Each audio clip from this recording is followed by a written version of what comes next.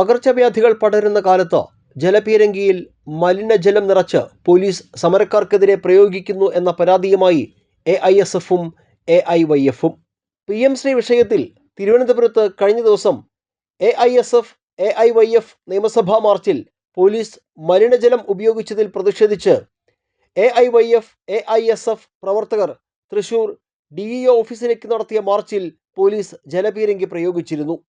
സമരക്കാരെ നേരിടാൻ പ്രയോഗിച്ച ജലപീരങ്കിയിൽ മലിനജലമാണ് പോലീസ് നിറച്ചതെന്നും സമരത്തിൽ പങ്കെടുത്ത പ്രവർത്തകർക്ക് ദേഹത്ത് ചൊറിച്ചിലും ആരോഗ്യ പ്രശ്നങ്ങളുമുണ്ടെന്നും നേതാക്കൾ പറഞ്ഞു. തിരുവനന്തപുരം നിയമസഭാ മാർച്ചിന് സമാനമായ രീതിയിൽ തൃശൂരിലും പ്രവർത്തകർക്കെതിരെ മലിനജലം പ്രയോഗിച്ചിരുന്നു.